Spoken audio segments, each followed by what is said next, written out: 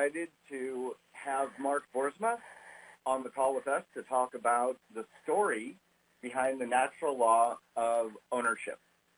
So, Mark, are you there? I am, and it's great to be here, Paul. You know, ownership would seem like it's a pretty simple thing. Like, I think, well, this isn't complicated. This is not brain surgery. This is not rocket science. But it seems to be.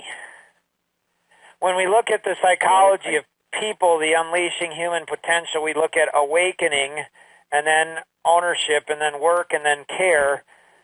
But ownership, I don't know, Paul and Nicole and others who are on, but it seems to me that there is less and less ownership being taken in the world today.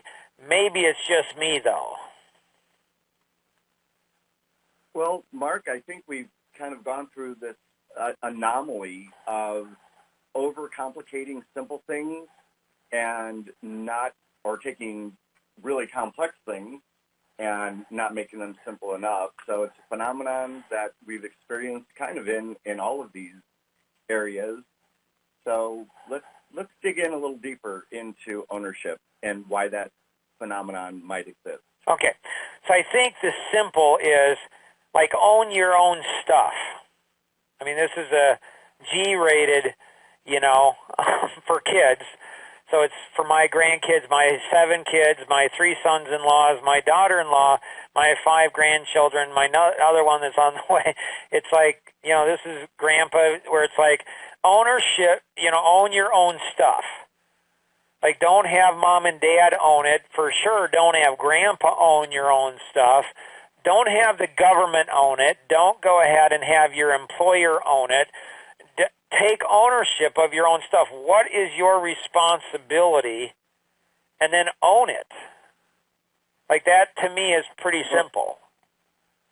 Right, but Mark, isn't it easier to kind of have somebody else own it? Isn't that kind of the easy button? In the short term, absolutely. So in the short term, for sure, when we look at the 3, like ownership consists of the DNA for life, the natural laws, a whole bunch of stuff, like a whole bunch of natural laws. So when we look at short term and long term, blaming somebody else, blaming your sister, blaming your brother, blaming your parents, blaming somebody else, yes, it's easier in the short term, but I wonder if the depression that's out there and all the other, so many of the other mental challenges, illnesses, things that are going on, I wonder if its root is because people aren't taking personal ownership, of their own stuff. Well, I know for me personally, there was a really life-changing event that happened. We'll get into that a little bit later. So I'm really curious, as we talked about over 500 natural laws. Can you talk a little bit about how the law of ownership, how you came to discover why this is such a really critical, one of the critical laws? Well, it's interesting because in raising 7 children, my wife, I was going to say my wife and I, but mostly my wife, homeschooled our 7, all 7 of them at one time. She homeschooled the oldest 3 from K all the way through 12. Our oldest daughter graduated from high school when she was 16 and then went on to college. And so we built for a semester after, 10 years of teaching. I said, hey, honey, I'll give you a semester off, a sabbatical from teaching, and I'll take over all the teaching in addition to being an international speaker and author, running my whole company and everything like that. The kids loved it. I mean, that's what I like to think.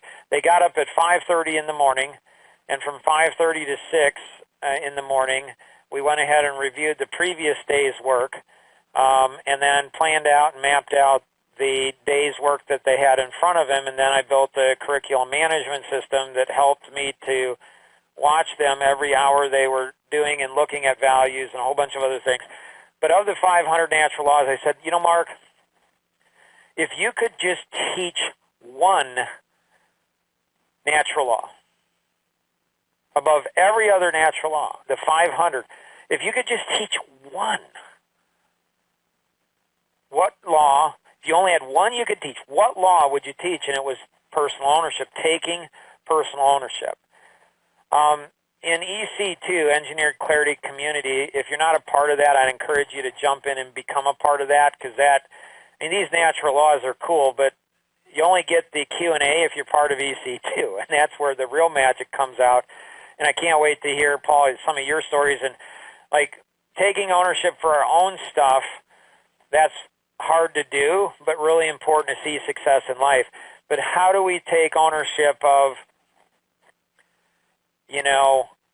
of other people's stuff? I had an employee once who was a computer programmer. His name was Kevin. And I said, Kevin, you're killing me, buddy. You're killing me. Like, your inconsistency. When you're hot, you're hot. When you're not, you're not. Like, you're just killing me. And he's like, Mark, I don't think you're taking ownership of this. And I'm like, wow, that's interesting, Kevin. What do you mean by that? Like, what percentage of ownership do you think I'm taking? He said, I think you're taking 85% ownership. I said, okay, well, that's pretty high. What do you think I ought to be taking ownership of it at? He said 100%, you're the business owner. I had a breakthrough in that. Hold on, Mark. Hold it. I need to interject. So he is telling you you're not taking enough ownership for his behavior? Uh-huh. Okay, wow, interesting concept. Yeah. And I said, okay, so I'm taking 85% of the ownership. And I said, well, what should it be? He said 100%. I said, okay, why? And he's like, you're the owner. And immediately I had this epiphany, this awakening.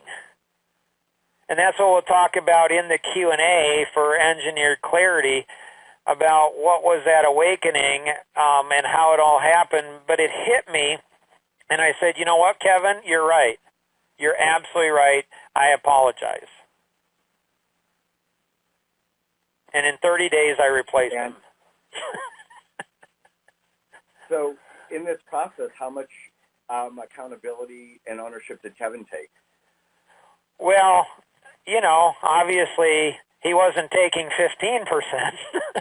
So it was less than that.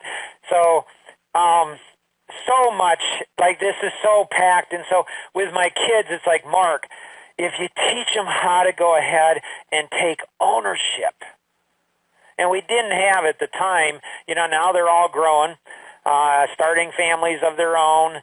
Now they're out on their own.